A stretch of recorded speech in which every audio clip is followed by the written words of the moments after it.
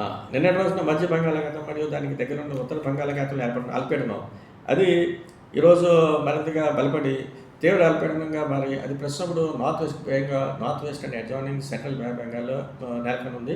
అది క్రమేపీ నార్త్‌వర్డ్ డైరెక్షన్‌లో వెళ్తూ north west bay of Bengal and దాని దగ్గర ఉన్న adjoining gangetic west Bengal and north west and Bangladesh coast ఈ తీరం చేరే క్రమంలో 9వ తారీఖుకి అంటే 2 డేస్ తర్వాత అది మరింతగా బలపడి వాయుగుండంగా మారేటువంటి అవకాశం ఉంది.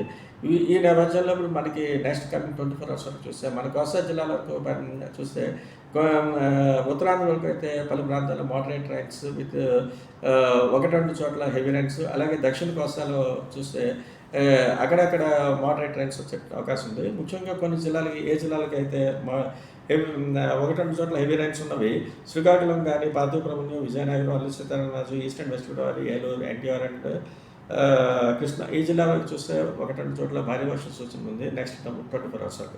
అలాగే నెక్స్ట్ డే 2లో అంటే రేపటి నుంచి చూస్తే ఇది రైన్ఫాల్ యాక్టివిటీ కానీ రైన్ఫాల్ ఇంటెన్సిటీ కానీ పెరిగేటువంటి అవకాశం ఉంది.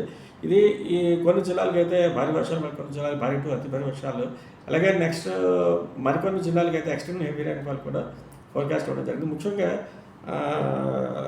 Alluri Sitaramaraju, east and west Godavari, Eluru and NTR ఈ జిల్లాలకు అయితే ఎక్స్ట్రీమ్ హెవీ రైన్ఫాల్ వచ్చే అవకాశం ఉన్నట్టుగా చెప్తున్నాం. మరికొన్ని జిల్లాలు అనేటువంటి శ్రీకాకుళం, పార్వతీపురం, విజయనగరం, విశాఖ, అనకాపల్లి, కాకినాడ, యానం, కోనసీమ, కృష్ణ ఈ జిల్లాలకు అయితే భారీ టు అతి భారీ వర్షపాతం కూడా వచ్చే అవకాశం ఉన్నట్టుగా చెప్తున్నాం. అలాగే నెక్స్ట్ ఇప్పుడు తీరం వెంబడి కూడా బలానికి గాలులు కంటిన్యూ అవుతున్నాయి. ఇదే ఎంటైర్ కోస్ట్ అంతా కూడా ఉన్నటువంటి మత్స్యకారులందరూ కూడా వేటకెళ్ళొద్దని చెప్తున్నాం. అది ప్రస్తుతం.